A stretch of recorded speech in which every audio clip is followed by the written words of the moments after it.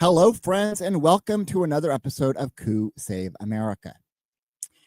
I want to talk a bit about the assassination of conservative commenter Charlie Kirk, which is a shocking and horrific atrocity that has shaken the nation. No one who believes in democracy and the rule of law can condone such an act of political violence. We can and must unequivocally condemn the murder of Kirk, just as we condemn all politically motivated bloodshed. And yet, in the wake of this tragedy, many on the right have rushed to cast blame on the quote-unquote radical left and paint this as proof that liberals pose the greatest domestic terror threat to our nation. We need to confront an uncomfortable truth. The vast majority of political violence in the United States comes from the right wing, not the left. This is not a partisan talking point or a deflection. It is an extensively documented fact, affirmed by law enforcement and supported by decades of data. Yes, it appears the suspected shooter who killed Charlie Kirk may have held some left-leaning beliefs. And yes, left-wing violence does in fact occur. For example, in 2017, a left-wing extremist shot Republican Congressman Steve Scalise and others at a congressional baseball practice. But these incidents are outliers, not the norm. The FBI, Department of Homeland Security, and other agencies have repeatedly found that violent white supremacists and other right-wing extremists pose the most persistent and lethal domestic terror threat to the homeland. DHS, under the Trump and Biden administration alike, has warned that white supremacist violence is the single most lethal category of domestic extremism. The data on terrorist incidents inside the U.S. shows that far-right terrorism dramatically outpaces terrorism from the left, or even from the Islamist extremists we are continuously conditioned to fear. This is the reality.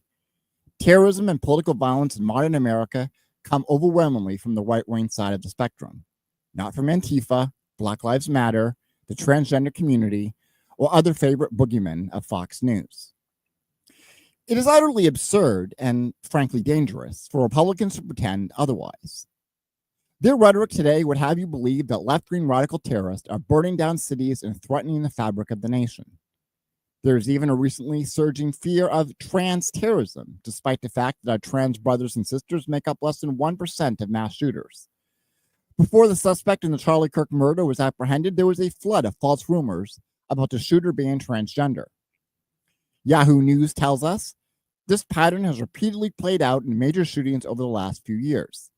Before authorities even released information about the suspect, politicians and commenters put forward conspiracy theories that the attacker was trans, which are almost always debunked. The right-wing political strategy to dehumanize and marginalize transgender and non-binary people has gone so far that the Federal Bureau of Investigation is now being pressured to designate transgender ideology-inspired violent extremism, or TIV, as a domestic terrorism threat category. Wired magazine recently published an expose on how the Heritage Foundation, publishers of both Project 2025 and the Oversight Project documents, manipulated shooter statistics to inflate a ridiculous claim that transgender people pose a threat to national security. And yet this claim is being taken seriously. The narrative that citizens with leftist beliefs pose a threat to national security is unmoored from reality. The hard truth is that America has a long and unbroken tradition of right-wing political violence, a tradition that stretches back not just years, but centuries.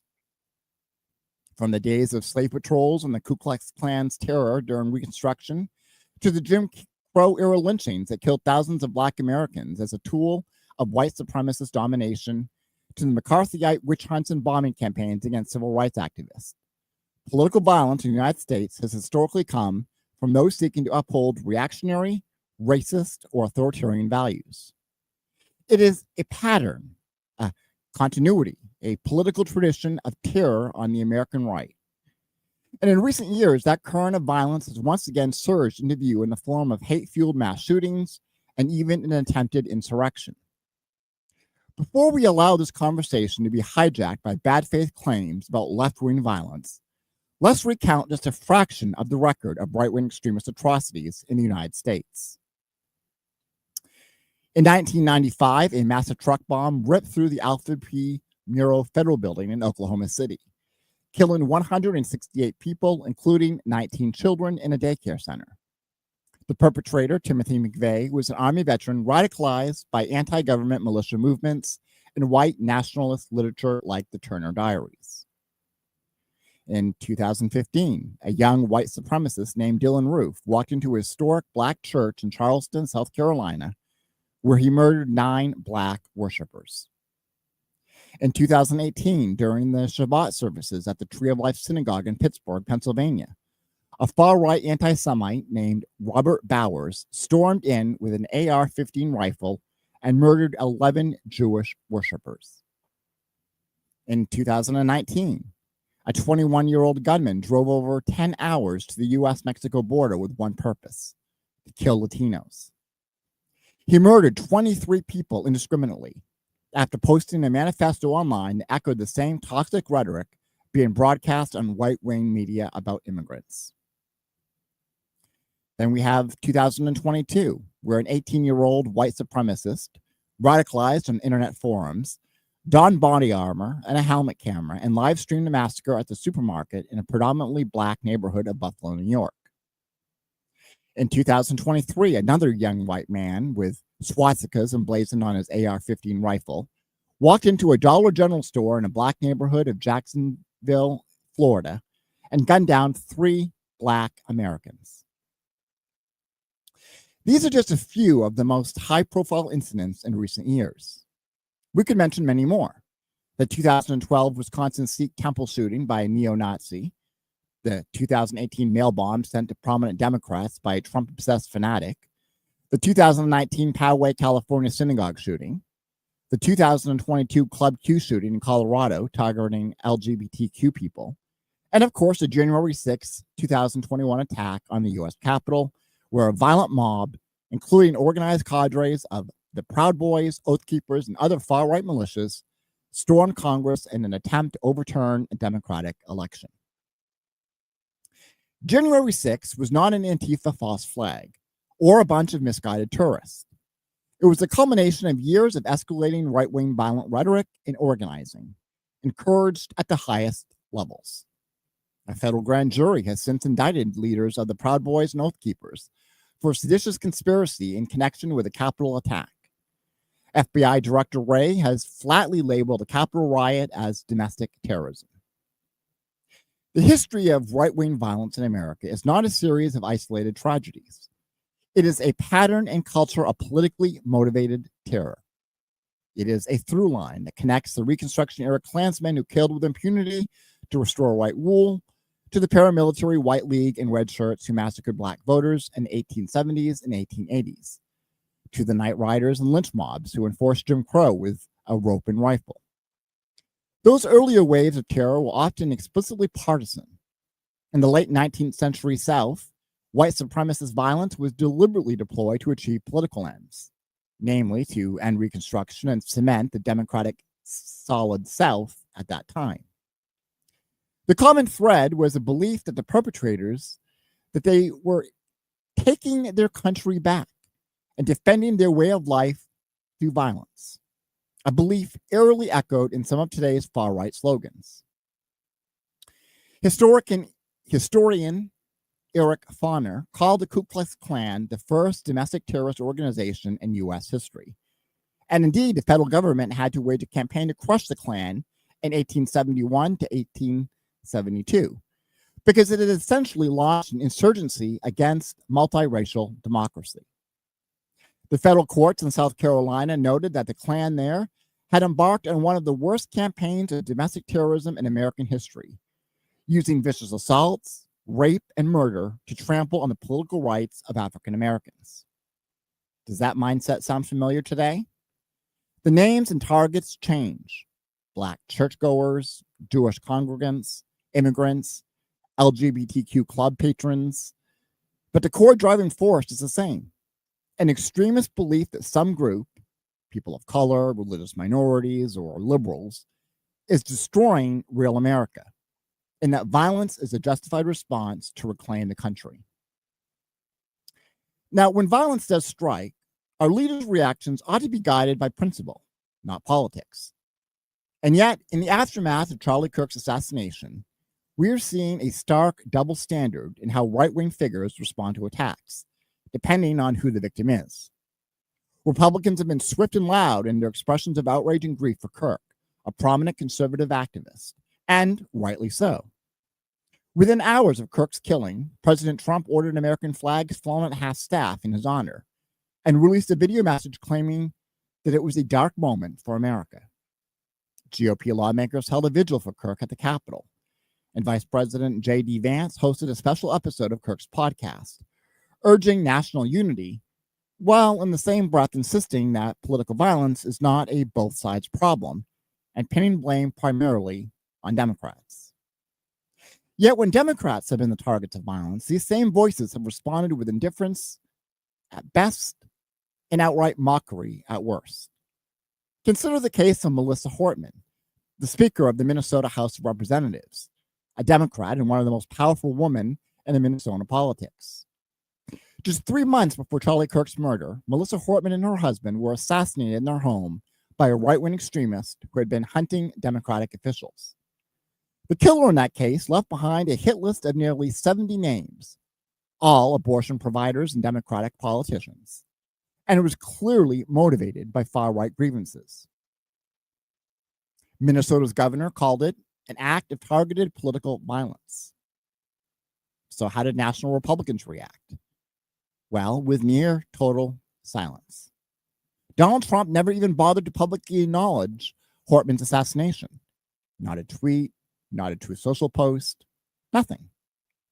When asked directly why he hadn't ordered flags to half-staff for Hortman as he did for Kirk, Trump's response was, "I'm not familiar with the case." The who? Only when pressed did he mumble that if Minnesota's Democratic governor had asked, I would have done it. I wouldn't have thought of that. This casual, who never heard of her, shrug from the former president speaks volumes. It sends a message that to some, the life of a Democratic public servant doesn't merit even a token gesture or mourning, whereas a Trump ally's death is a national tragedy. Worse yet, some on the right actively spread disinformation and sick conspiracy theories about Hortman's murder, rather than show even an ounce of sympathy. Within hours of the news breaking, a right-wing influencer with nearly 2 million followers, Colin Rugg, hinted falsely that Hortman was killed because she had voted to strip health benefits from undocumented immigrants, essentially implying she brought it on herself. Another far-right provocateur, Mike Cernovich, went further into deranged territory. He mused on social media, did Tim Walz have her executed to send the message? Suggesting the Democratic governor of Minnesota ordered a hit on his fellow Democrat. Elon Musk even amplified the smear campaign. Musk responded to one of these baseless posts by claiming the far left is murderously violent. A complete upside-down statement, given that the actual suspect was a far-right militant who had a list of abortion clinics and Democrats he wanted to attack. Rather than acknowledge that reality, Musk and others preferred to invent a fantasy in which Hortman was killed by the left, which again is utterly false. This poisonous disinformation robbed Hortman of the sympathy and honor she deserved and turned her death into a partisan talking point. It is hard to imagine a more cynical and cruel response. We saw a similar pattern when Paul Pelosi, the 82-year-old husband of then House Speaker Nancy Pelosi, was attacked with a hammer in his home by a QAnon adult intruder in October 2022. Mr. Pelosi barely survived the skull fracture and serious injuries he suffered. Yet prominent GOP figures openly mocked that attack or spun it into conspiracy theories, rather than simply wishing the elderly man well. Donald Trump Jr. posted a Paul Pelosi Halloween costume image on social media, a picture of men's underwear and a hammer, joking about a vile right-wing conspiracy theory that Paul Pelosi's attacker was actually a secret gay lover or some other such nonsense. This was while Mr. Pelosi was literally in brain surgery fighting for his life. Republican Congressman Clay Higgins and Senator Ted Cruz both snarked about the incident online, suggesting it was a false flag, or that we may never know the real story. Right-wing pundit Denise De Silva went on about how the media was covering up some salacious truth of the attack. Even a supposed GOP moderate, Virginia Governor Glenn Youngkin, made a grotesque quip at the campaign rally. Nancy Pelosi's husband, they had a break-in last night. There's no room for violence, but we're going to send her back to be with him in California. Crowds laughed. It was appalling. In these reactions, we see that when a Democrat is the victim, many on the right default to victim blaming, joking, or conspiratorial fantasizing. Few Republican leaders offered the kind of full-throated, empathetic condemnations the Democrats uniformly did. For instance, when Steve Scalise was shot by a left-wing gunman in 2017. Nancy Pelosi herself, immediately called Scalise's shooting despicable and cowardly, and there was no winking about how perhaps GOP rhetoric had incited it. To hear the right tell it, only the bloodshed on their side counts. This hypocrisy is profoundly dangerous because it prevents any honest reckoning with the true sources of violent extremism. If one party is in denial about where the greatest threat lies, how can we effectively address it? It also perpetuates a cycle by sending a signal that our side's violence isn't real or that it's justified, but your side's violence is an existential evil. That mindset all but guarantees more violence because it demonizes political opponents as enemies of the state, and it absolves one side of the responsibility or even an ounce of restraint. When Republicans relentlessly label Democrats as traitors, pedophiles, communists, or monsters, they are painting targets on the backs of their fellow Americans. And indeed, we've seen an escalation in menacing rhetoric. GOP Congresswoman Marjorie Taylor Greene casually spoke of Democrats as the party of pedophiles. Trump himself recently referred to his political opponents as vermin, a dehumanizing language with chilling historical echoes. Words like that can light fuses in the minds of the unhinged. We cannot discuss political violence without grappling with a toxic rhetorical environment and deep polarization that fuel it. America today is incredibly polarized, not just on policy, but on our very identity. People increasingly see those in the other party not as fellow citizens who disagree, but as enemies who threaten the country's very future. Surveys have found disturbing numbers of Americans on both sides, but especially on the right, now openly endorse the idea of violence in some scenarios. In one 2020 poll, a majority of Republicans agreed with the statement that the traditional American way of life is disappearing so fast that we may have to use force to save it. Think about that. Over half of one of the two major parties tacitly accepting the possible need for violence. That is a flashing red warning sign. It aligns with the core narrative on the far right that white Christian Americans are under siege, a narrative actively stoked by certain politicians and media figures. Researchers note that the bedrock idea uniting violent right-wing extremists is a belief that white Christians, especially men, are under existential threat and must defend their way of life. When mainstream figures perpetuate the myth that Democrats are evil and want to destroy America, or that immigrants are invading and replacing you, they are quite simply playing with fire. They create a permission structure for violence by convincing some people that all measures are justified to stop the takeover. As the Journal of Democracy observed, in the 19th century, many acts of political violence in the U.S. were not isolated outliers, but were committed by otherwise ordinary citizens who had been led to feel their status was threatened and violence was condoned by community leaders. That same dynamic can take hold today if we are not careful. It is important to note that the mental health struggles can be a risk factor as well, not a cause of extremism in themselves, but an amplifier. Many perpetrators of political violence have some history of personal grievances, instability, or crises that make them susceptible to extremist messaging. In fact, research suggests that people who search for far-right extremist content online are disproportionately likely to be also searching for help with mental health issues. And those who commit hate crimes often show more signs of mental illness than the average offender. Extremist ideologies can provide a twisted sense of purpose or someone to blame for individuals who feel lost, angry, or simply left behind. The online ecosystem today actively targets such individuals, drawing in troubled young men, for example, via memes and message boards that gradually indoctrinate them into hateful beliefs. The Great Replacement conspiracies, QAnon fantasies, and other extremist propaganda spread like a toxin. And someone already teetering on the edge can be tipped into violence by consuming that poison. We've seen it time and time again, from the Pittsburgh shooter's Gap post to the Buffalo shooter's online radicalization diary. Better mental health support and intervention could potentially prevent some vulnerable people from sliding into violent extremism.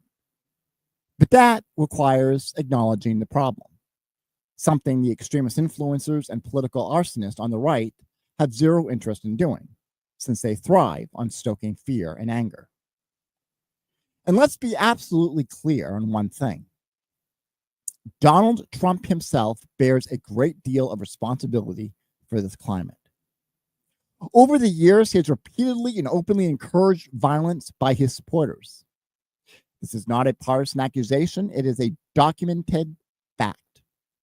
On the campaign trail in 2016, Trump infamously urged the crowd to knock the crap out of protesters and even promised to pay for their legal fees. He mused nostalgically about the days when you could punch a protester in the face. He praised a Republican congressman for body slamming a journalist, calling him my guy. He told police to not be too nice when handling suspects. He suggested that Second Amendment people could deal with President Hillary Clinton, which was widely interpreted as a call to arms. And later he said there would be riots if he wasn't nominated. As president, he tweeted during unrest in 2020, "When the looting starts, the shooting starts," effectively inciting state violence against protesters. He refused to clearly condemn white supremacists, instead telling the Proud Boys to stand back and stand by during a presidential debate. And of course, on January 6, 2021, Trump stood before a crowd of thousands of angry loyalists, which included militia members and extremists, and whipped them into a frenzy with lies about a stolen election, urging them to fight like hell and march on the Capitol. We all saw the consequences. Even after the violence started, he waited hours before telling people to go home. And even then he added, "We love you. You're very special." This pattern, of course, continues. Just recently, Trump said, "If you go after me, I'm coming after you," and attacked the judge and prosecutors handling his trials, leading to a spike in threats against them. He shared a post declaring civil war on social media. He casually talked about executing the former chairman of the Joint Chiefs. This rhetoric is normalizing violence and intimidation as a political tool. Extremism experts have warned that Trump's language is creating a permission structure for his followers, a sense that violence is not only acceptable, but maybe even necessary to defend him or save the country. We've also seen foiled plots and attacks by people explicitly citing Trump's words. For example, the plot to kidnap Governor Whitmer in 2020. When the de facto leader of one party keeps using eliminationist and apocalyptic language about his opponents, it is virtually inevitable that some supporters will take those words quite literally. In the face of all of this, the Republican obsession with portraying Antifa or the left as a prime violent threat is not just dishonest, it's also a dangerous distraction. It impedes efforts to allocate law enforcement resources to the real hotspots of extremism. Indeed, Senator Durbin and others revealed that during the Trump years, Justice Department and DHS resources were reallocated to chase leftist activists at the expense of monitoring white supremacists, despite the latter being far more deadlier. This was a triumph of politics over security. Even now, after all the incidents we've discussed, there was a segment of the GOP more outraged by property damage during 2020 racial justice protests than a mass murder in El Paso or an armed mob defiling our capital. No one defends rioting and looting, but equating vandalism with premeditated terrorism and terrorist massacres is just ruefully obtuse. There is no equivalence. As FBA data and anti-extremism experts consistently show, far-right violence kills far more Americans than far-left violence. That was true in the 1990s, it was true in the 2010s, and it remains true today. If there is one message we must take to heart, it is this: we cannot solve a problem we refuse to honestly acknowledge. The hard reality is that the primary domestic terrorism threat in the United States today comes from the violent right-wing extremists, from white supremacists, anti-government militias, and others driven by hate and reactionary rage. Recognizing that reality is not a slur on conservatives or a partisan cheap shot. It is acknowledging a fact borne out by heaps of evidence. And acknowledging it does not mean that all conservatives are violent. Of course they're not. It simply means that we have to focus our attention and resources where the data tells us the danger lies. The same way law enforcement correctly focused on the jihadist terror threat after 9/11, because that was a demonstrated danger at the time. Breaking the cycle of political violence will require a few key steps. First, political leaders must dial down the incendiary rhetoric. We desperately need a return to some basic civility and respect in our discourse. That doesn't mean silence and disagreement. It means condemning calls to violence and dehumanizing language, no matter who it comes from. Leaders should not be able to spar fiercely on policy without painting opponents as literal traitors or demons. As long as one-size leaders wink and nod at violent sentiments, or even explicitly encourage them, their followers will continue to feel morally licensed to do something terrible. We need Republicans who still have a conscience to say enough, to call out the poison flowing from within their own ranks. Likewise, media organizations must stop platforming or normalizing talk of civil war, treasonous opponents, and wild conspiracies that inspire fear and hatred. Words do, my friends, have power. The constant drumbeat that they are coming for you and your family, and only we can stop them, is radicalizing people, and it cannot continue. Second, we must invest in prevention and de-radicalization. That means robust funding for domestic counter-extremism programs, the kind that identify individuals at risk of violence and attempt interventions like counseling, mental health support, or engaging community leaders to pull someone back from the brink. Other countries have models for this. It's past time we treat domestic extremism, radicalization with the same urgency as we did ISIS recruitment a decade ago. Community and religious organizations can be partners in this effort. But under the Trump administration, some of these programs were stripped of the funding precisely because they focused on right-wing extremism. We need to rebuild that capacity. This also means working with tech and social media companies, a challenge, I know, to disrupt online hate pipelines. The fact that an online algorithm can drag a teenager from watching gaming videos to consuming white nationalist propaganda in a matter of months is a technological and societal failure that we desperately need to address.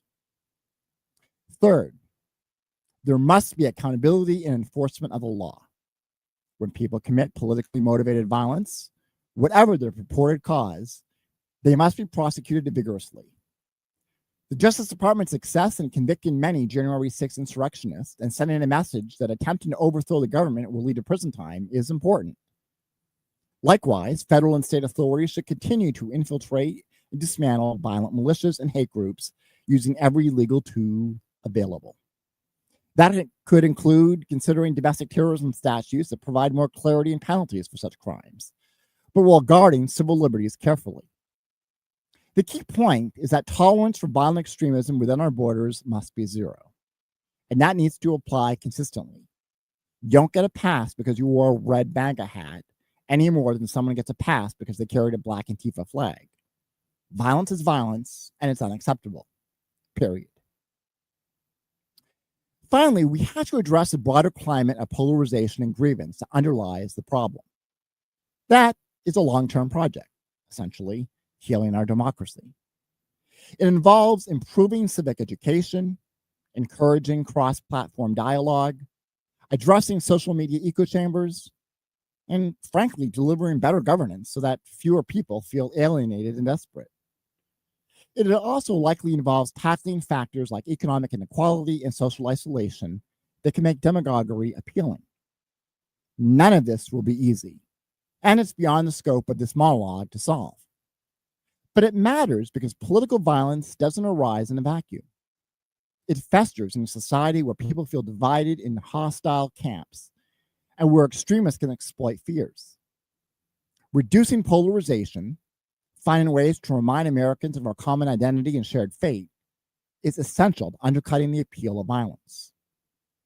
When nearly 60% of Republicans told pollsters they believe at least some parts of the insane QAnon conspiracy about Democrats being satanic pedophiles, we have a reality crisis that must be dealt with. Rebuilding a shared factual reality is urgent. We may disagree on taxes or healthcare, but we at least agree that our opponents are not baby-eating monsters or illegitimate tyrants. Right now, millions of our fellow citizens earnestly believe just that, thanks to propaganda. That is terrifying, and it leads directly to bloodshed. Let me close by saying this directly. If you are a Republican or a conservative listener, and you recoil at what I'm saying, please understand, I'm not calling you a terrorist. I'm begging you to join in rejecting the terrorist and violent bigots who claim to act in your name. You do not have to accept that fringe as part of your coalition. Barry Goldwater once said, extremism in defense of liberty is no vice. But that is wrong. Extremism, when it involves taking up guns and bombs against your fellow Americans, is a vice. It's the ultimate vice, really, because it annihilates the very liberty and unity that hold this country together. We all, left and right, have to reject political violence unequivocally. There is no cause that justifies the slaughter of innocents in a church or grocery store. There is no election dispute or policy disagreement that justifies attacking our seat of government or kidnapping officials. If we cannot all agree on that, then our republic is in deep trouble. The first step to agreement is facing the truth. In America today, political terror is overwhelmingly a right-wing phenomena. Pretending otherwise is an insult to the dead and a license for the next killer. Charlie Kirk's death was a tragedy. So is Melissa Hortman's. So is every life taken in Charleston, Pittsburgh, El Paso, Buffalo, Jacksonville, and on and on. To truly honor these victims, we have to name the problem and tackle it head on. No more denial, no more false equivalence, no more demonizing the other side while sweeping one's own extremists under the rug. The perpetrators of these atrocities may call themselves patriots, but in truth, they are the spiritual heirs of the Klan, Knight Rider, and lynch mob, and they must be treated as such. America has defeated the forces of violent extremism before, but only when we had the courage to know our enemy. Today, that means recognizing that our enemy is a radical militant right. Only by confronting that reality, however discomforting it may be for some, can we ever hope to break this cycle of violence and keep all Americans safe from political terrorism. And that, my friends, is the final word up front. I'm Sean Sainhart, and this is Crusade America. Our guest today, Our guest today has come all the way from Australia to share an outsider's perspective on the craziness in America and to bring insight on how we can all change our own stories and unlock the human potential to make this world a better place. We will be speaking with Bobbi Barrington right after the break. Politics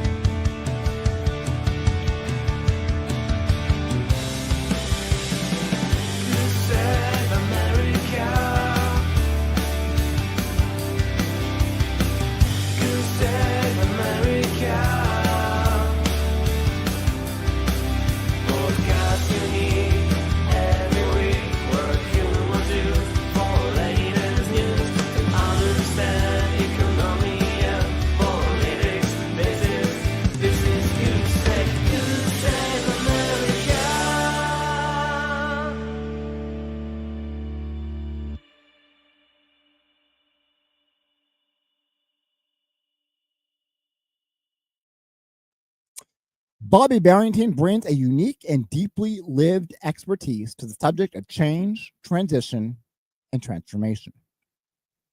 With over 40 years working in corporate environments, much of that in change and transformation roles, Bobbi understands what it takes to navigate uncertainty, challenge culture, and lead people through disruption. But it wasn't until she went through her own radical reinvention that she truly understood what real change costs and what it can make possible. Bobbi has transitioned not once, but twice, once in body and once in mindset.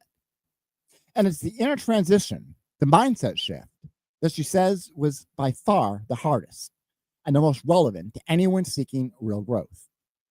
She knows what it is to live at the edge, to step forward when you can't see the path, to face fear and keep going anyway.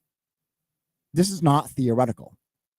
Bobbi has lived the kind of change most people avoid and now speaks, teaches, and coaches from that place of lived authority. Her message is not about gender, but about the universal human experience of becoming. She helps people and organizations challenge the stories that no longer serve them and rewrite new ones, aligned, empowered, and full of possibility. Her work is grounded in one powerful truth. It is possible to change everything, not gradually, not someday, but in a moment, if we choose. Bobbi doesn't just talk about change, she embodies it. And she brings a rare combination of emotional intelligence, corporate insight, and radical courage to every conversation. And now joining me now is Bobbi. Bobbi, welcome to the program. Well, good morning, Sean. And I'm going to say it's good morning because I'm sitting in, it's 7:30 in the morning here, and I am in Queensland, Australia, on the beautiful Sunshine Coast. And I'm sitting here looking out over a golf course, and the other side of the Pacific Ocean is just down there. So it's absolutely beautiful. Yeah. So it's great to meet you. Yes, it's great to meet you as well. I got to say, I'm very inspired by you. Thank you. I do say that I'm an inspirational speaker, but and I try to inspire, and I try to help people have the emotions that help them motivate to change. You know, because as I say in my blurb, I was 26 years in the wrong marriage, 40 years in the wrong career, and 59 years in the wrong body. None of it wrong per se, but I wish it were otherwise. But having lived that, and now having changed everything, absolutely everything, I know it's possible. And not easy, but I live it. I live it every day. Yeah. Where does change start? Change starts by wanting to change. Okay. Start wanting it enough that you are prepared to do what it takes, to step into the fear, to take little steps, to decide. You know, that word, to decide and to commit, and that has to be the very first step. I wanted to change. And so for me, like in my two transitions, like there was a pain and a pleasure aspect to it. And the pain was living in a body that became less and less. My sense of self became less and less, and my dream, I grew into a dream of what was possible, and that tension pulls me forward. The pain of moving away from, and the pleasure of moving towards. And the other aspect to this is, like, through all my whole life, I have always wanted to be an entrepreneur. I've always wanted to control my own destiny, to create something amazing. And I always believed that was there for me. And yet, as the years go by and I start to lose belief, and one day is like sometime in the future, like that pain of living a life of unfulfillment, dissatisfaction, that pain grew so strong, and this belief of where I was wanting to go grew stronger. So I am pulled forward by like the gender, my femininity, my womanhood, and my solid belief that I am here for something important and I am an extraordinary person. I know this. And that pulls me. And I want it more than I'm frightened of the process, more than I'm frightened of doing the work. And so I keep doing the work. I keep showing up. I keep going into the emotions, you know, the struggle and the triggers, and oh my God, you know, like and fall down and get back up again, you know, like yeah. What was the first small decision that began your reinvention?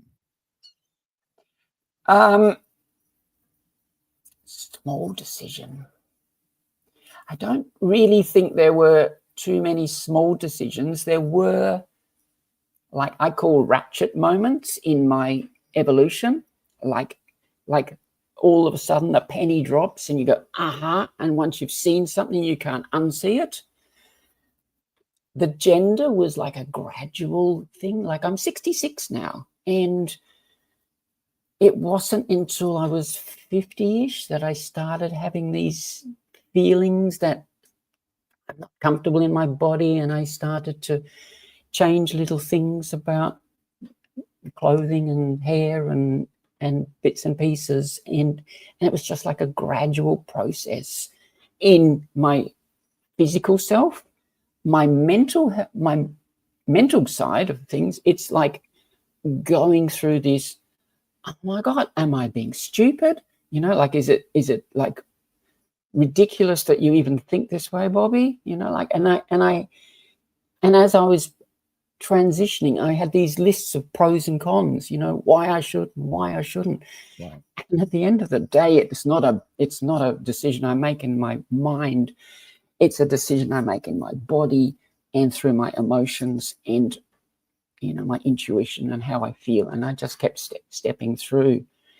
There were pivotal moments. There was the time when the psychiatrist signed off on gender affirming hormones.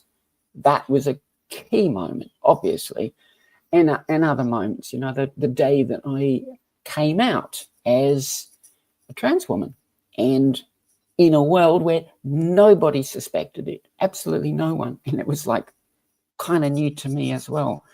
Those moments are important in the transition through my mindset and to my evolution as this woman who is, I'm so aligned with myself, so authentic in myself now, and this is a culmination of all these parts of me. But there was a time I used to work in London. I lived in London for a long time. Oh, okay. And I remember I used to work for the railways, and standing as I was going to work at Euston Station one day, you know, like I worked in this office that was in a set of cabins, if you like, that were straddled over the tops of the tracks. And every time the diesel trains left and, you know, blew out all the diesel fumes, and the whole thing shook, and it was all grimy and grey, and I just remember being there and thinking, how come I've created this? How come this is my reality? You know, like, and there are moments when enough is enough, and you're fed up with being fed up. And those key moments of decision went, enough. And that started me on a different road where I went and did some of Robert Kiyosaki's trainings at that time. So America has been really important to me in influence, in possibility, in leadership. Like I did a lot of training with T. Harv Eker. I think he's a Canadian actually, but Robert Kiyosaki, Tony Robbins, people like that, you know, and they've been so important to me over the years. And all of that work that I did some 15 years ago on my mindset is what I'm now bringing into my life now as a speaker and a creator of events and an inspirer of change. And I feel like I'm a dream come true, and I want that for you. I want that for your listeners. I want that for the world, not just individuals, families, communities, businesses, countries. And that's what I talk about. Tell a better story. You know, like in Australia, for example, one of the narratives is that we're a middle-ranked country that punches above our weight, you know, or we have this reputation of, you know, like going surfing and out in the outback and stuff like that. You know, those are stories that we tell ourselves. So we can ask ourselves, are our stories true? Are they really true? Are they our stories, or have we been given them and we've bought into them and inherited them? And as I listened to your conversation earlier, I think about the storytelling around what's happening in the world. So tell a better story.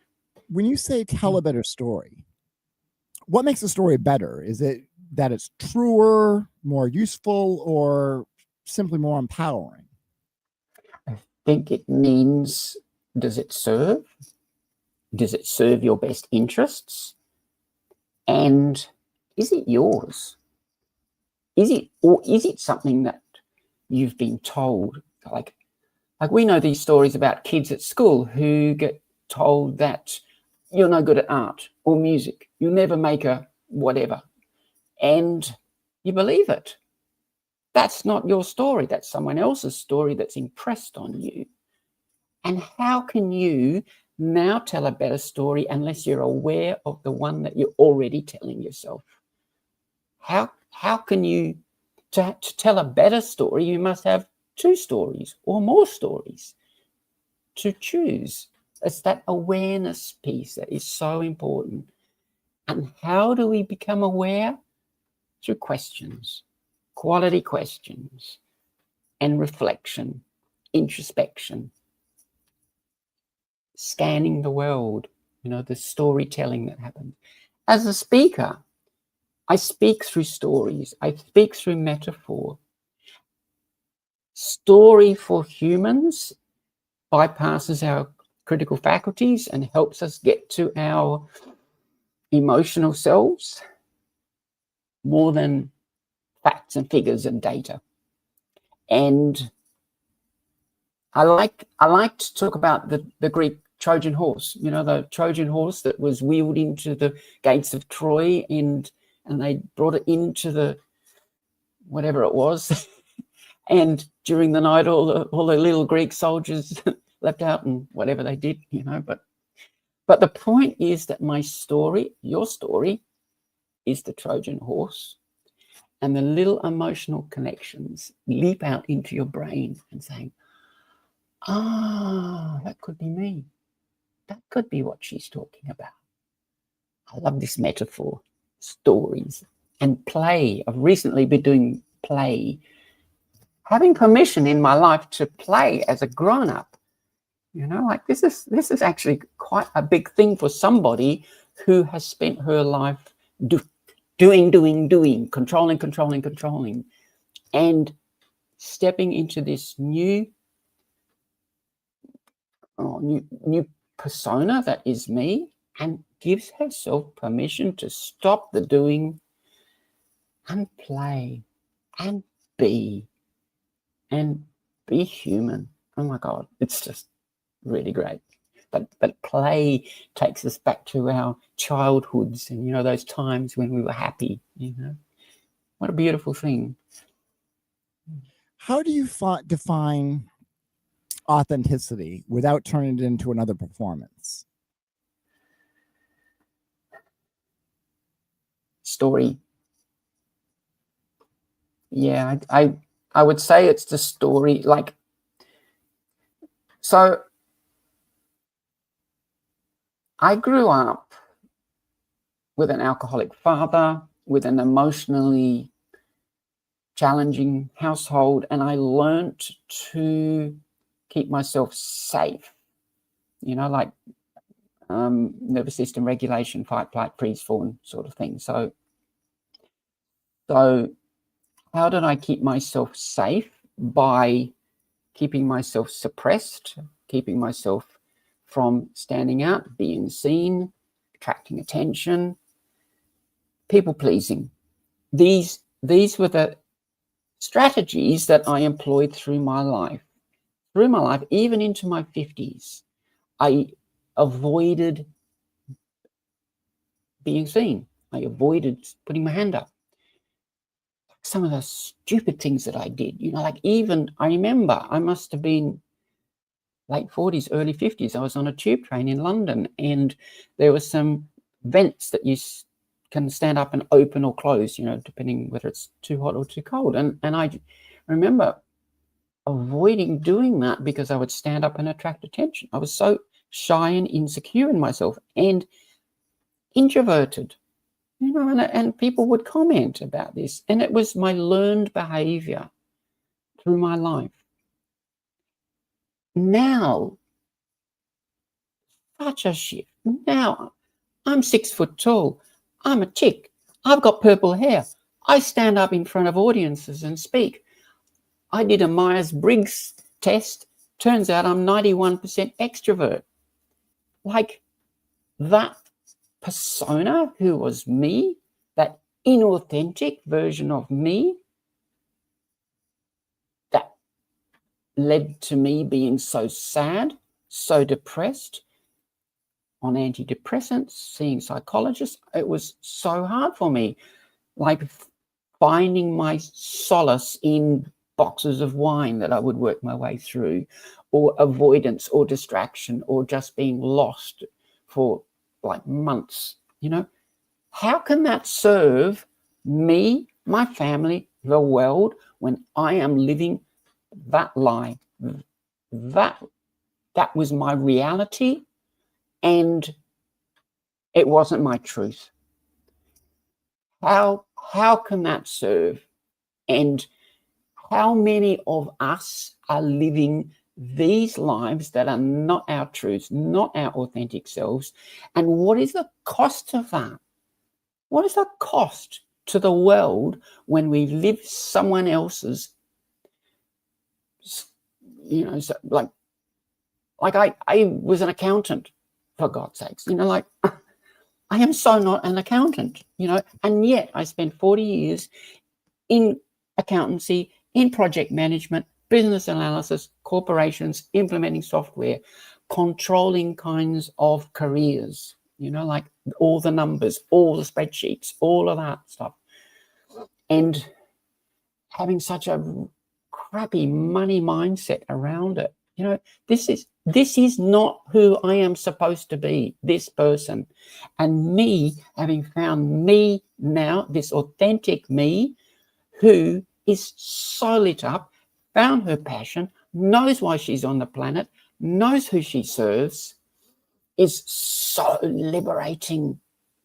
And my safety as a 66-year-old single woman, now divorced, my safety, which used to be in the control, used to be in the money in the bank and so forth, now growing, I've got a way to go. It's in me. It's in me. It's in my self-trust. It's in my growing excitement about my message of possibility for all of us to create our lives and destinies with a decision in a moment, should we choose. I know that's scary. Yeah. It is scary. Yeah. What would you say to somebody who says, who shares some of what your past feelings have been about, being introverted and being afraid and not wanting to stand out? What would you say to someone who says, but I don't really know myself? That was me. that was me. You know, I always believed there was something for me, but I didn't know what. And when I was doing those trainings, you know, T. Harv Eker, Tony Robbins, that sort of thing, and I'm in these rooms learning strategies, you know, business strategies, speaking strategies, you know, like trainer, even mindset strategies. I didn't know why. I didn't know what my purpose was. I was looking for my passion. Why? Why do I get out of bed each day? What is my purpose here? And I looked for it everywhere. And I looked for, you know, was it behind the fridge? Was it, you know, under the cushions in the sofa? You know, where was my passion? And this mentor tapped me on the chest and he said, Bobbi. He didn't say Bobby because I wasn't Bobby in those days, but he said, former Bobby, that's where it is, in your heart. But I didn't know what he meant. I didn't know. And so I felt I was like a table with lots of legs, lots of competencies. I could do stuff. I was capable of, you know, I could create websites. I could write, you know, content and in copy, and I could do the doing, but I didn't have the top on my table. What was the tabletop that I was building for? And I didn't know. And it took me easily a decade more to find it. And what happened was that I was living in London then, and then came back to Australia with my family, lived in Sydney, and it was such a hard time, so difficult. And I was struggling financially, I was struggling emotionally, I was struggling with my family, and eventually like we went in different directions. And I left my family and moved to Adelaide, where I'd grown up.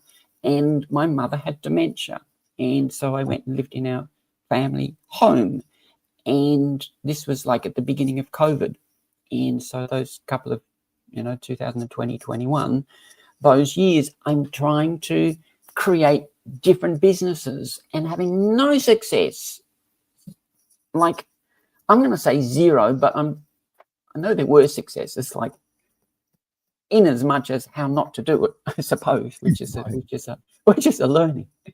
And so towards the end of that time, I reached out to, it was a multi-level marketing thing, and I reached out to my upline and said, you know, I think I want to find a coach.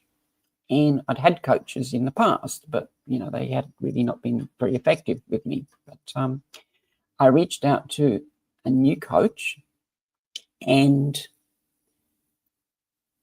almost immediately things stopped.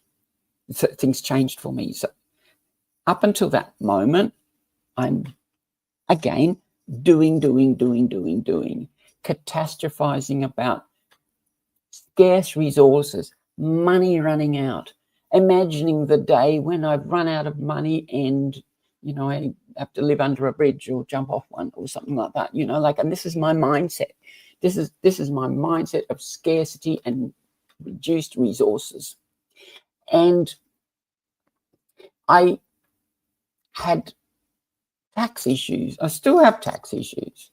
And I just couldn't bring myself to answer the phone because I was so frightened. I had like tens of thousands of emails that had just like piled up. And how could I possibly open them and focus on those when I've got all of these problems? I had a pile of letters that I couldn't open.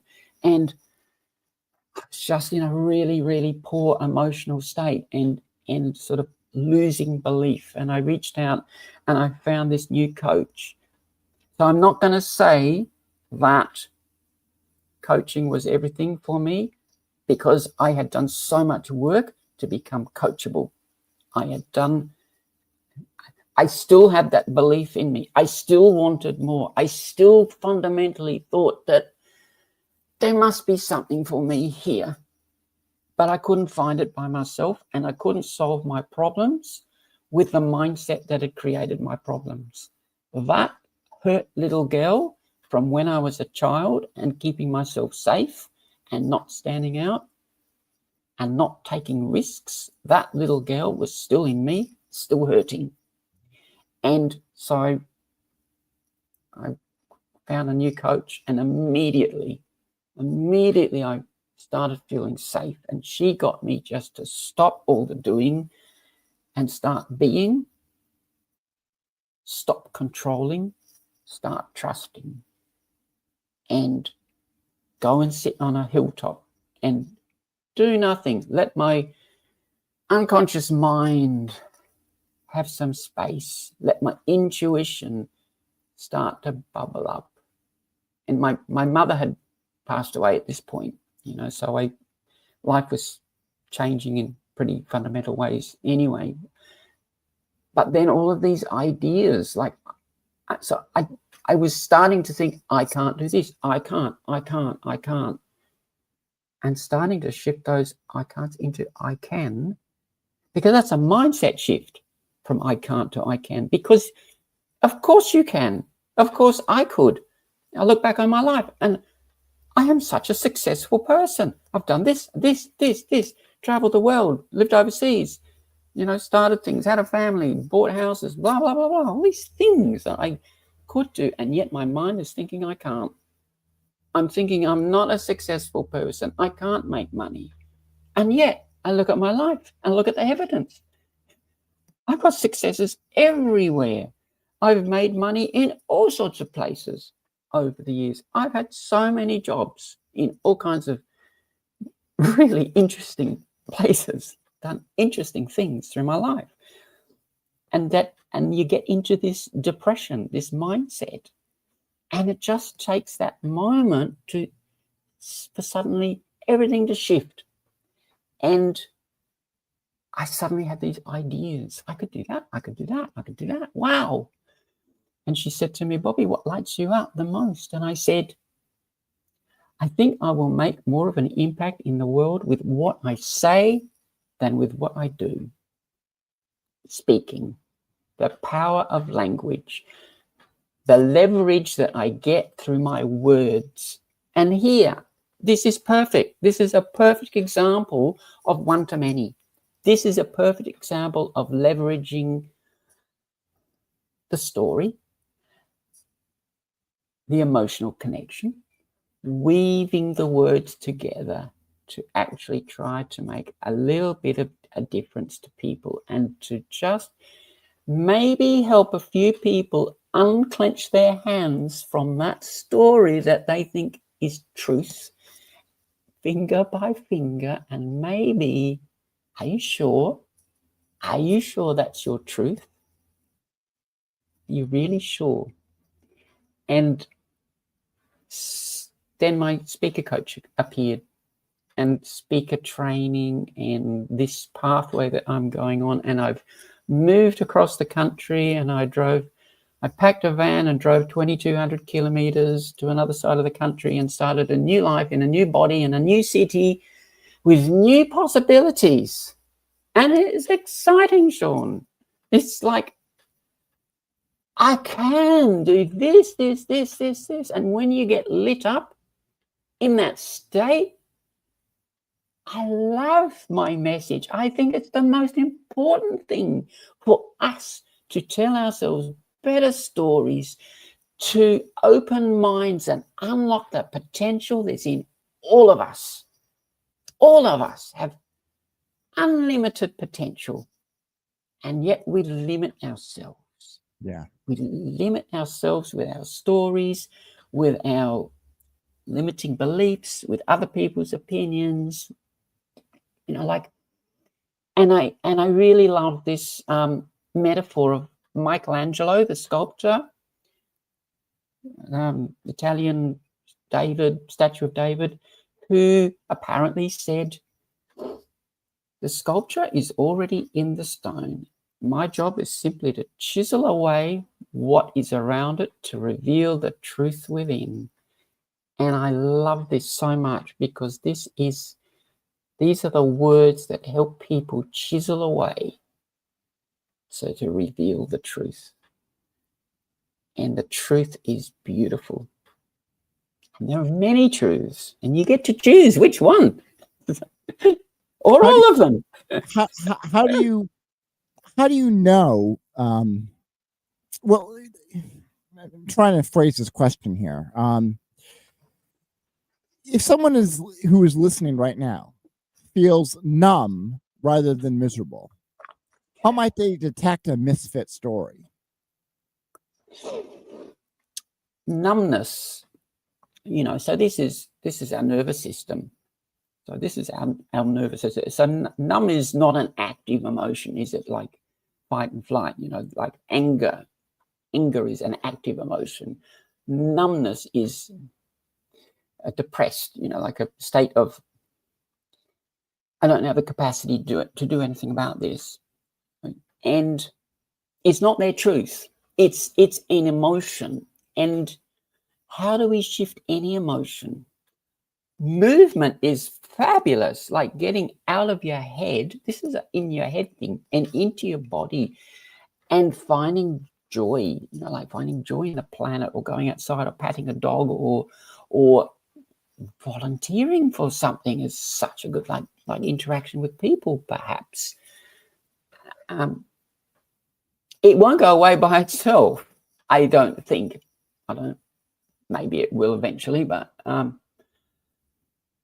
like I have done a lot of work lately on nervous system regulation and how important my body is as a repository of emotions, and feeling that emotion in my body and actually processing it out of my body, and I would ask, or not that I'm a counselor or anything, but or a medical doctor or anything like that, no, but to reconnect with their truth, what used to light them up, something that gives you joy, maybe going outside, like walking the dog or something, maybe taking a walk on the beach if you have a beach, or whatever, but reconnect with nature, or play, just play with things that you used to do as a child, perhaps, like coloring. A lot of people do these mindfulness coloring in things now, like I'm not a psychologist, this is the sort of thing that I do now. So in the past, when I got triggered, I could go into a hole for days, and I could go into a soggy, weepy mess in the corner. But the journey of learning emotional regulation is not that I don't get triggered, because I'm human, I have emotions, but I do have processes to work through them and come out of them much faster now, and to get back into the state of being that is the me that is excited, lit up, of service. And in that state, I can impact other people in a way that I could never do if I'm in my head and in that like little miserable pile of Bobby in the corner. Yeah. How do you distinguish between discomfort that signals growth and discomfort that sort of signals misalignment? Oh, God, you ask good questions. I feel that I am in discomfort all the time, and good discomfort, and good discomfort, because that's the edge where I grow. So at my point in life, so I'm 66 and I am just beginning. I am just beginning a whole new life. And I'm doing things I've never done before, and it's scary. And I have to put myself out there, like sales, for example. I have to put myself out and face rejection. And there's a fear in that, because I could make it mean something about me. and my woundings from my life, of my core woundings, not good enoughness, embarrassment, shame, those sorts of things, you know, like, and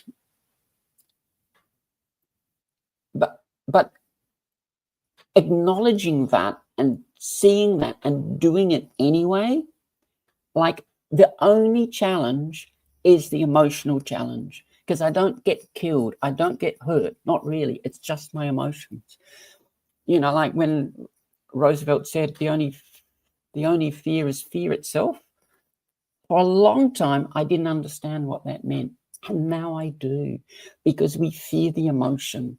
We fear how it will feel, because most of us don't have the capacity to regulate ourselves emotionally.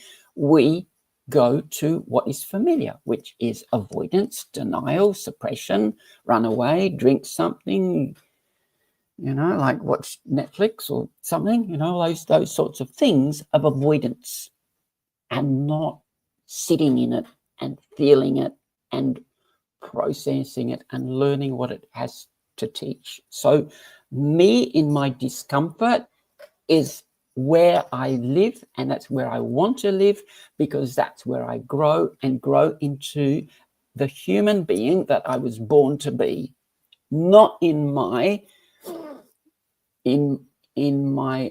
comfort zone, which is safe and familiar, and maybe I hate it there, but it's so juicy, so attractive, you know, because I can get to feel good about myself, and it's not my fault, and I can blame them, and it was the economy, it was I don't know, Republicans, I don't know. Something, you know, that makes me feel, I'm in this safe place. But I don't want to live in that safe place. I don't want to be mediocre and stuck in what I already know. I want to grow me and do epic. On the sunny coast here, we would say epic shit. I don't know if we can say it. Yeah. I'm going to do on this planet. I want to do epic shit. I want to know what it feels like to be like in a Freddie Mercury moment at Live Aid, standing in front of a stadium of 80,000 people, and know what that feels like to make an impact on their lives, and like how many other millions were broadcast. I want to know what that feels like. And that is not today or tomorrow, but that is a stepping on the edge of discomfort every day, doing new things, learning, growing, getting feedback. Start, don't stop, and manage the emotions around it.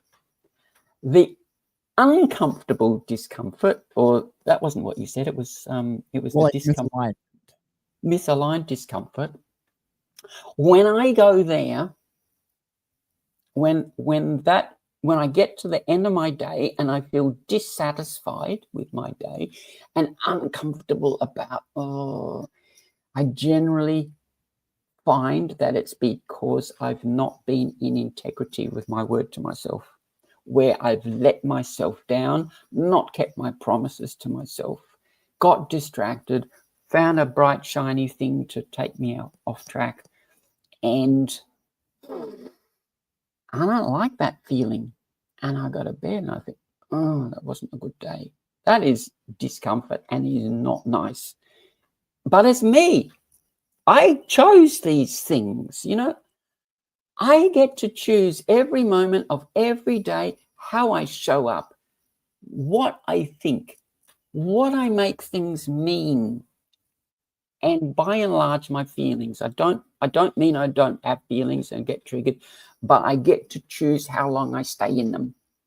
I get to choose, like my past, like I mentioned about my family and my father and stuff like that. And I can make a big story about that and say, that's the reason, Sean.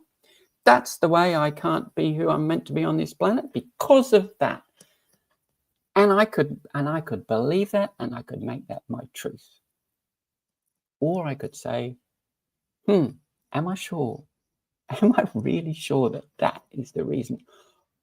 Or is that just a really nice, comfortable belief that keeps me trapped in what I know and what's safe? And then I choose. Like, earlier, you asked me, you know, what is the start to this? It's like commitment. It's wanting it and commitment, and then awareness, and then taking action on those things. So the first thing is that story, becoming aware of that story. And I have processes that I take people through, you know, like self-reflection and going into your unconscious mind and going back into the past and saying, you know, like, what are the stories that are running, you know? What are the strategies that you run in your head that keep you maybe stuck or in this quote unquote reality? You know, so this going deep into what makes us tick, why we behave as we do, how we think, this is the key that unlocks the door to personal power, fulfillment, freedom. I feel so free. I love my freedom. You know, I consider myself to be a bit of an introvert. And I very much relate to what you said earlier about, you know, not wanting to draw attention to yourself, you know, and I'm curious, what strategies were most helpful to you in kind of coming out of your shell? It was that point when I started with this particular coach. To be clear, I did the work. Right. I am the one who is responsible for my outcomes for my whole life. She helps me see what I can't see. I can't see those awareness questions. I can't see them from within. It was having somebody help me see what I couldn't and empower me to make better choices.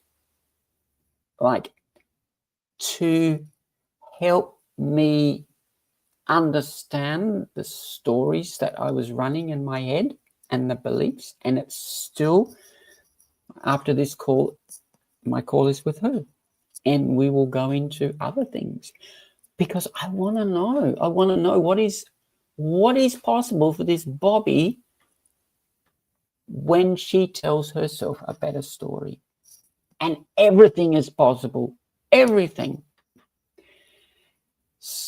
That was such an important strategy, like having somebody, and you can do it to an extent yourself through journaling and asking yourself quality questions.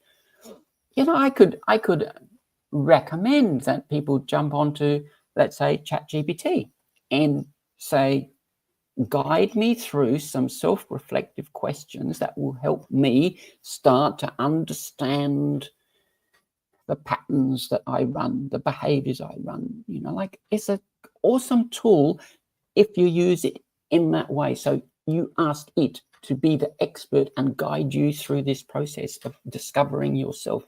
What a tool we have. I can't believe how incredible this is. And it's American, I believe. You guys do make some cool stuff. Thank you. Well, we also make up some pretty whacked stuff too. This is true. Yeah. But how do you know if it's whacked if you haven't got the cool stuff to compare it with? This is true. Very much true. I want to ask, what role did grief play in your reinvention? And how did you kind of grieve the old story that you've been telling yourself? Oh, that's a good question. Because with every change, there is a loss, isn't there? There's a going from and a going to, and the loss, however good, you know, like I'm this woman and I'm a classy chick and I love who I am now.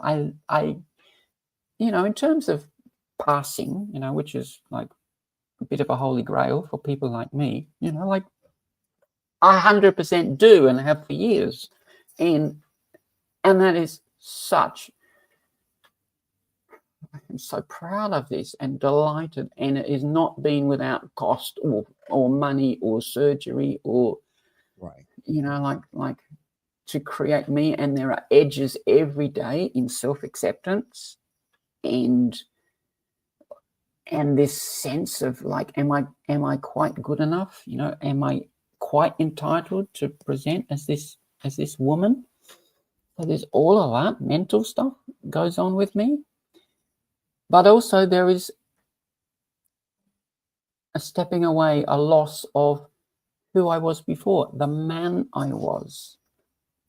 And it's been a step, a process for me to actually acknowledge that and to forgive him, to thank him, to honor and celebrate him for all that he did, because he never gave up. He was the one who kept trying, who kept staying in the game, who kept believing, kept doing the work, kept staying alive, kept supporting his family as best he could. And it's taken me a time to acknowledge that. But also there is, as you say, some grief around the loss of that persona. And when I turned 60, I did a little celebration. Like, when I turned 50, I hated who I was. When I turned 60, I was starting to love myself again. Now I'm 66. I adore who I've become. Not all of me, there's still stuff.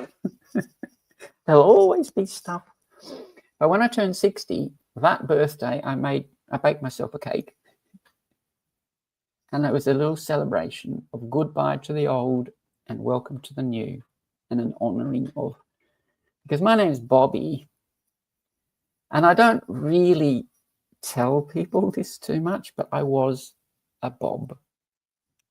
I was a Robert. I was christened Robert. Now I'm Bobbi, and my whole name is Bobbi Chantel Ariana, and I got to choose. And oh my God. Truth is, everyone can choose. They go down to the deed poll office or something and choose a different name if they wish, but I did. So that was one of the joys. Now my birth certificate and passport and all my documentations are for this me.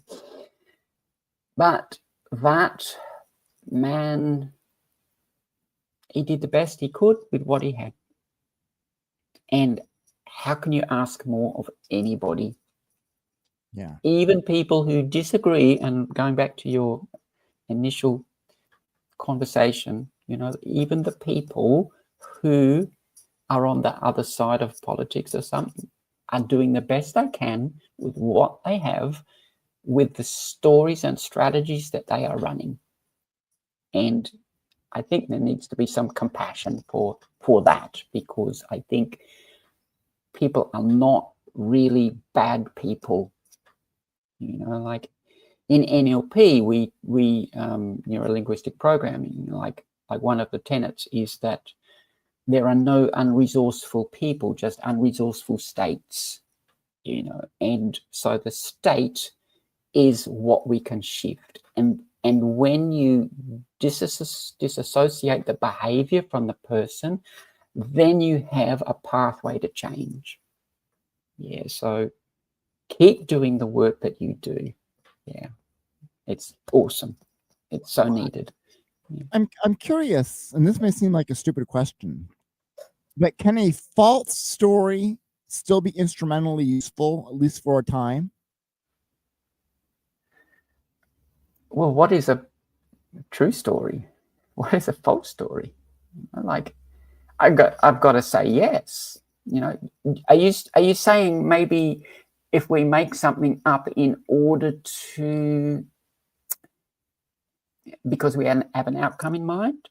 You know, like, well, yeah, like kind of if we tell ourselves, or if we're convinced of a false story about ourselves, is there any instrumental value to that? False. So maybe what we could talk about here is fake it till you make it. Is that a false story? Or is it a true story that just hasn't quite happened yet? Is it the belief in the story that helps it become reality? You know, because this saying, what I say about telling a better story, these are about beliefs. This is about what we believe about ourselves. Like, you know, was it Henry Ford says, whether you believe it's true or whether you believe it's false, you know, they're both true. You make it true. He said something like that. And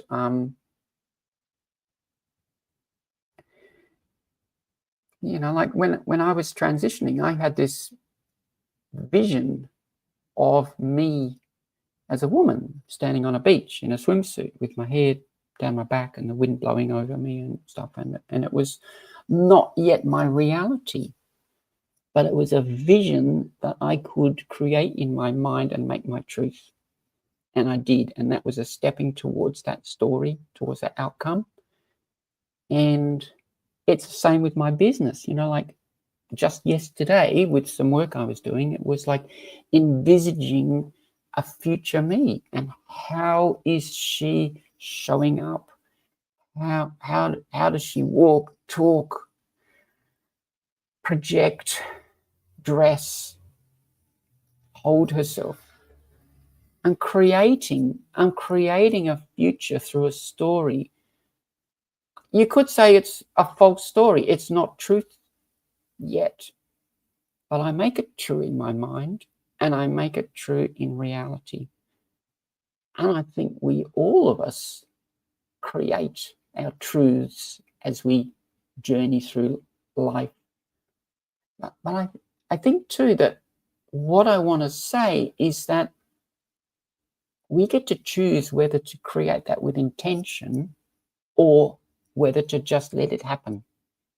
You know, you can sit watching telly and today happens and then tomorrow happens and then next week happens and that is perfectly fine. Nothing wrong with that.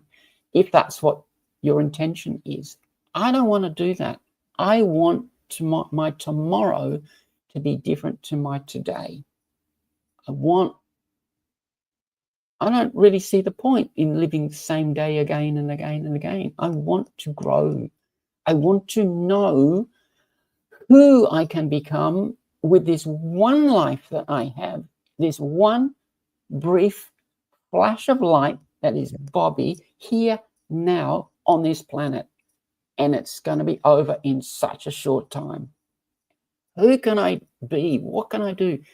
What is stopping me from becoming that person? You know, and they are emotions, they are fears, they are never resources, they are always resourcefulness.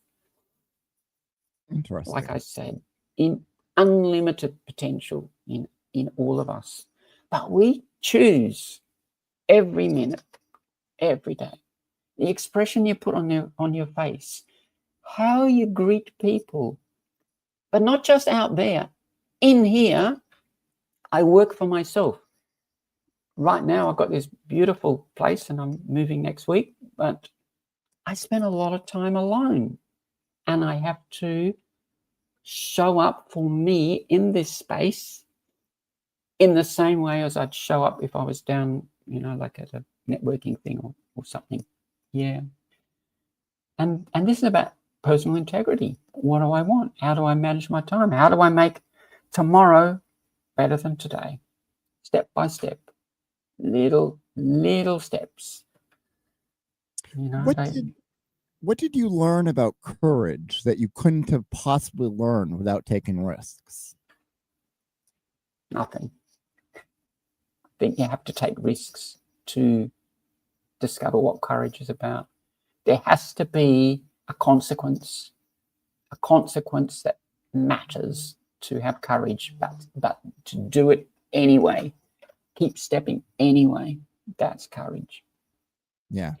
So I'm a trans woman and I didn't choose to be trans. I choose to be alive. I chose an authenticity over what my story told me I was meant to be.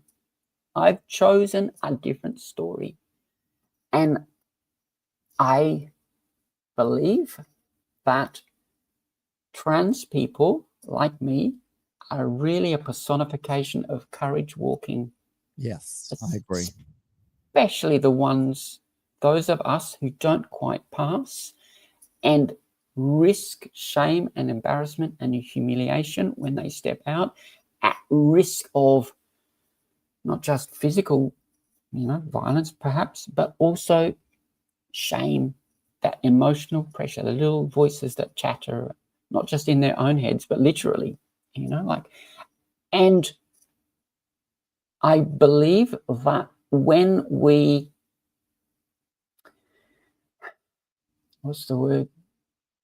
when we make us others, we lose the capability of learning what they have to teach us. Like what trans people do, what they learn, not just in the sense of courage, but oh my God, like me as a woman, I live with having had 60 years of lived experience of a man and now 6 years as a woman, and I straddle gender. I have seen life from that side and that side, and I have perspective and insight that can be of value to all of us. And if you shut me down, if you shut my brothers and sisters down, we lose that. We lose that as human beings. And I think that is lost in all of the conversation around the fear and the making us wrong and get back in your box and, like you don't even have the right to exist sort of thing. And well, that brings me to a question about gender. Where do cultural scripts about gender most invisibly shape the behavior or the choices that men and women make? More great questions. So from my own experience, okay, so and I do talk about this a little bit. I do release some press releases about, trans issues and so forth. And I actually, a year ago, I was pitching to the media, like in Australia, we have a problem with gender violence. We have a problem with, so many women being murdered each week kind of thing across the country. And I feel that I have something important to add to that conversation because of my own lived experience. So this is an emotional, this is like the traditions of male emotional regulation versus female emotional regulation, and how I have gone from one world to living in another world, and the difference in my emotions. And curiously, I was just like last night, I was listening to Brené Brown, and she does awesome work. But so as a man, I never grew up. So I grew up I was born in 1959, so I grew up in the 60s. And just as an aside here, like Apollo 11, Neil Armstrong stepped on the moon on my 10th birthday.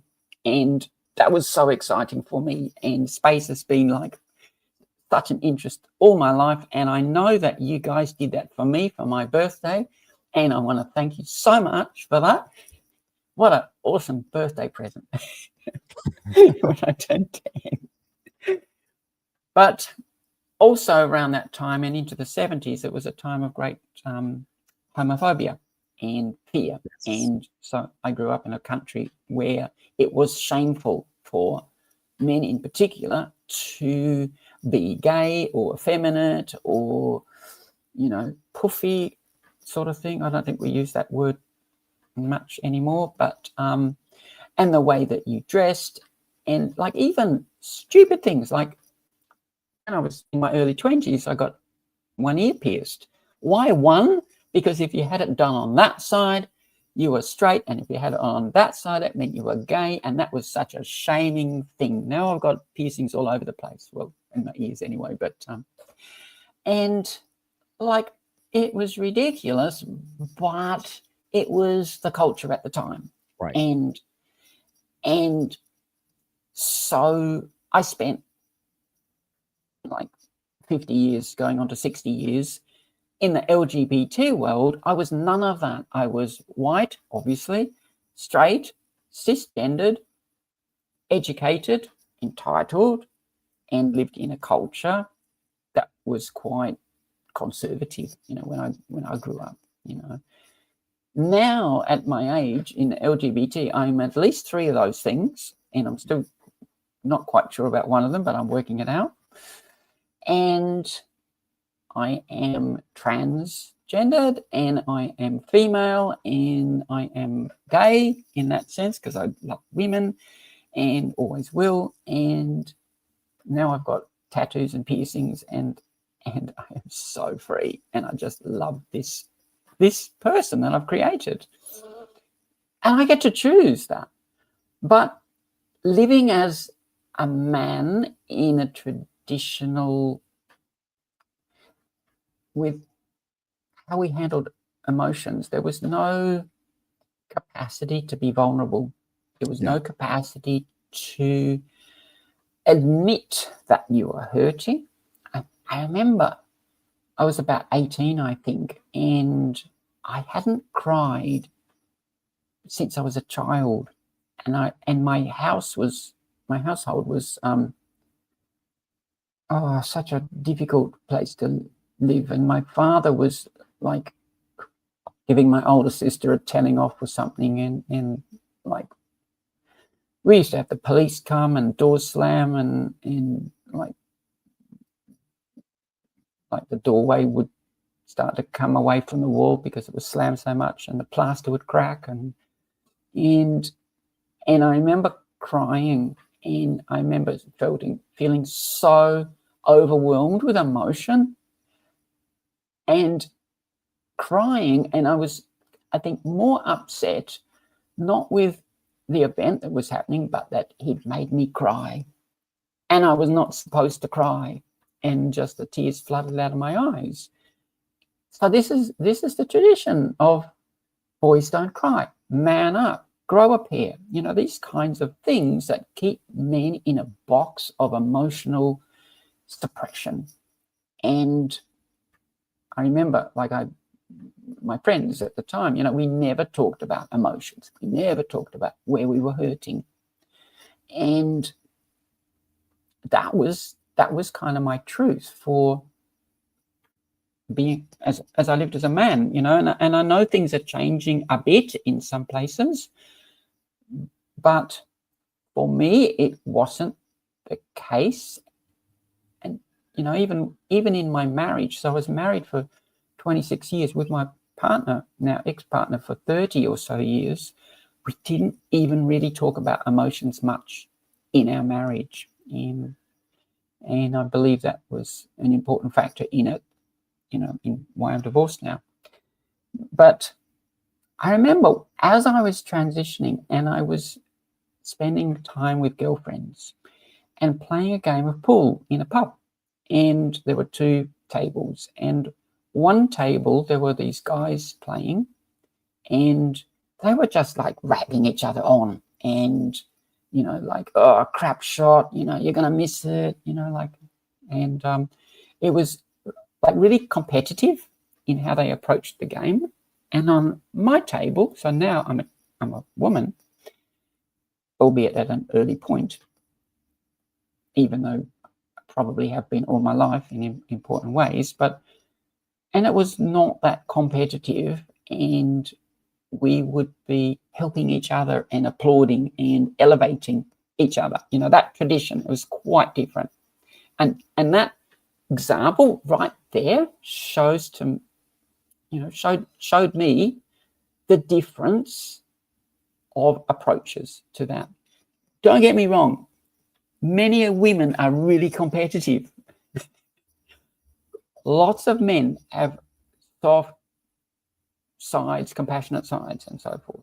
But that was just like an example. And since I transitioned, like it was again through my coach that I started doing NLP training and learned so much about my own emotions and my own mind. And now I live in a world of women in containers where we are vulnerable. We accept each other's vulnerability. There is no shame or judgment or putting down or making it wrong. We are humans. We have emotions. We have to process them. If we don't process them, they stay bottled up in our bodies, like until they come out at some point in, I don't know, like disease or something in some way. And this is not all women. Like, not all women have this kind of evolution in a capacity to manage our emotions. But this world that I have found myself in is just so beautiful and supportive, and I grow so much in it. And it gives me the capacity. We were talking about the discomfort, living on the edge. I have resources to help me recover, bounce back, grow, learn through those stresses and pressures. And I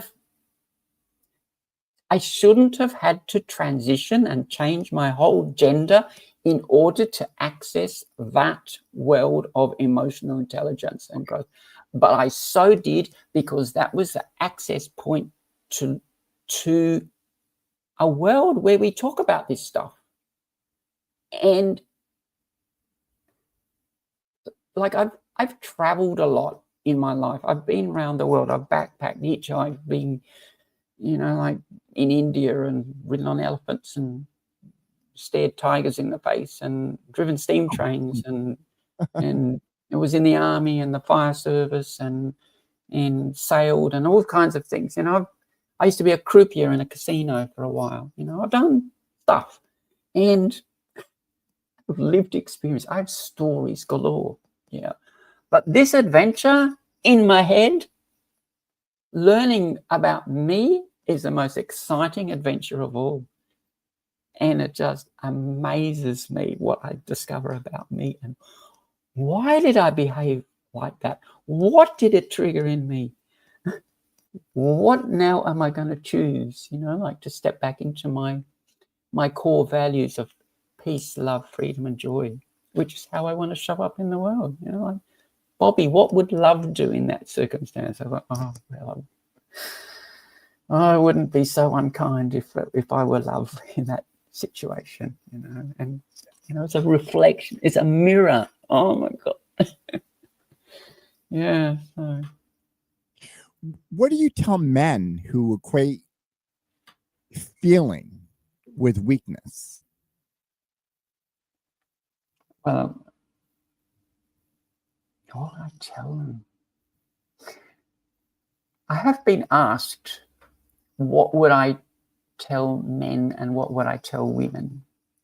And what I would tell men would be to do with being more emotionally vulnerable and letting others be more emotionally vulnerable as well, not shaming your brothers kind of thing about crying or something. What would I tell women? I would tell women to get out of the boxes that we put ourselves in. The labels, like the roles of motherhood or caregiving or caring for elderly people or children, but like it's so easy to put labels around us and it constrains us in a life that may not serve, but it keeps us in that box. And reflecting as I answer this, all of this is storytelling. You know, like this male emotional, you know, like that story around it's not manly to have emotions. It's shaming to cry. Like, man up, grow a pair. Yeah. You know, like, oh, that kind of thing. So it's an awareness. But how can you become aware that it's not serving you in a culture that keeps telling you that it is? How can you, you know, going back again to what you were saying at the beginning, how can you tell yourself a story that's different to the one that I have to shoot someone to make my problem go away? Isn't that's a big question. You know, this is a cultural question, you know, and very hard. Like, I did some work with one of your lovely fellows, Robert Kiyosaki, Rich Dad advisor called Blair Singer years ago. And he said that context is stronger than will. You know, like however much you want to get out of that story of violence being the solution, living in a context and a culture when all the languaging coming from the top is saying that it is, that is a really hard thing to. How do you, as a man, in a tradition of it's shaming to be vulnerable with my emotions, start to address that, start to see that there is actually another way, a different choice, and that it can be a more empowering choice. And there is so much research on this, so much evidence on the value of doing that. And yet, if you don't believe it, you don't want to believe it, all the data in the world is never going to, you know, shift your thinking. So I think it has to be little by little groups, little communities, little shifting. Even the media, you know, the messaging that the media keeps feeding us and showing us these role models of possibility. Yeah. It's the same in Australia, you know, like we still have this, you know, gender problem and cultural challenges, and we don't have the guns, we don't have such a political divide. Our election system is different, and I love the one that we have here. It helps us find the best choice fits, the best choice parties. Yeah.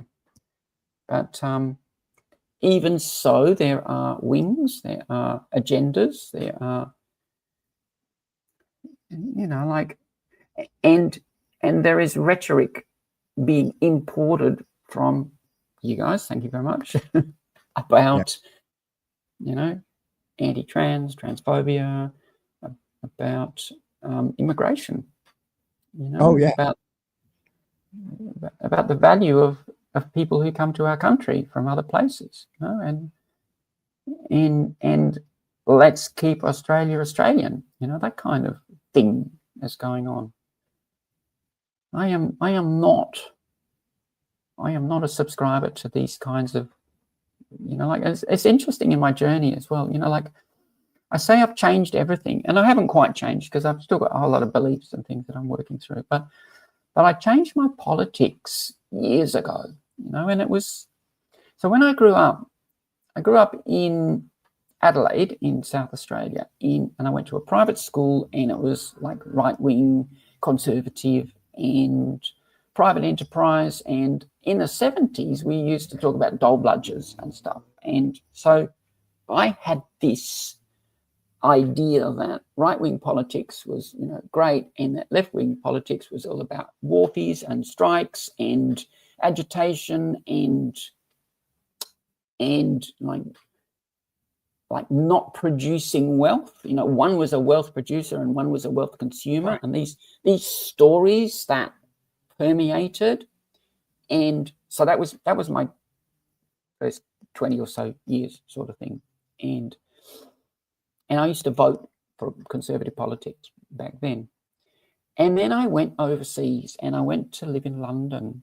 And all of a sudden, like I thought news was truth. I read it in the paper, it must be true, right? That was my belief. Then I went overseas. I lived in London. And in London, there was broadsheet newspapers of all kinds of flavors.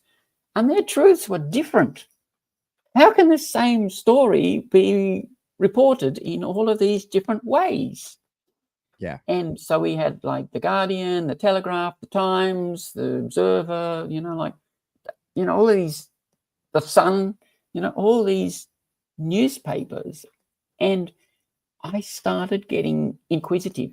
And this is a funny thing. I went to a meeting of the Socialist Workers' Party in North London at one time. And I saw a poster and I went there and there was like a few people there. And I was talking to this chap at the bar and he says, "Oh, we don't get many accountants in here." Yeah. And that was when my politics started shifting. Politics is a multi-dimensional thing, but in terms of right left, that was when my politics started shifting left. And I don't believe this story about they create the wealth and they consume the wealth. I believe in the politics of compassion and caring and valuing human beings and recognizing that we're all doing the best we can with what we have. And I find that one side of politics doesn't really support that. It's more about division and grievance and, like us and them kind of, and they're out to get us kind of thing. And I just feel it's so sad that we cannot let go of that hate and fear and sense of protection of who I am and my story. Right. My story. You're challenging my story here and what I believe. And I can't handle it. It's different. And that closed-mindedness that prevents you from seeing someone else's view of the world, that is the frontier, the ultimate frontier. Yeah. And, it's really hard when you are living a life where, like things are scarce and you're struggling to eat or something, and you're being told that it's their fault. And how can you step out of that belief system and open your mind and say, actually, not their fault. If we work together, maybe we can create something more and bigger and better.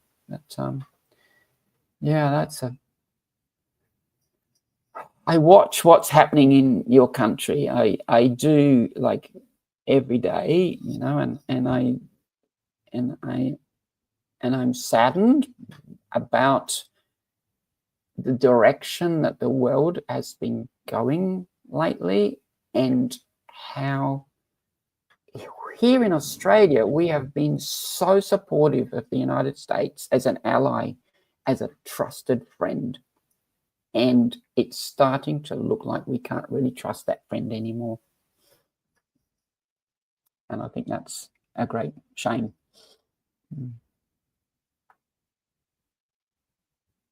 Yeah.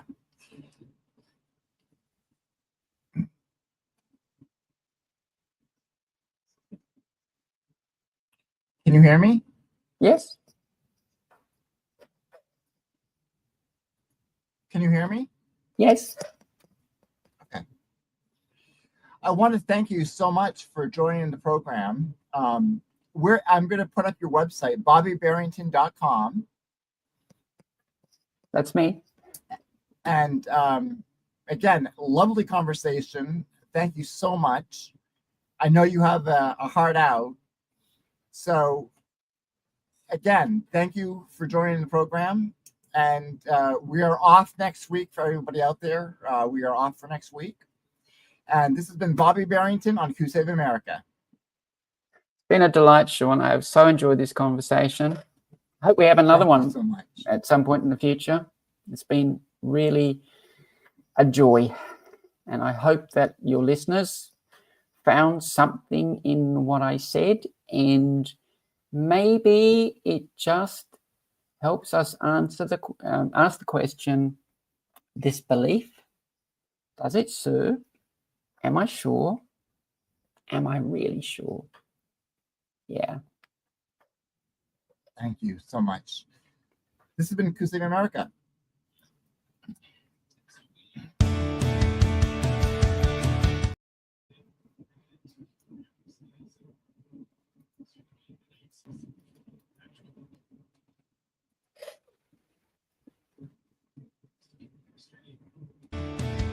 Can you hear?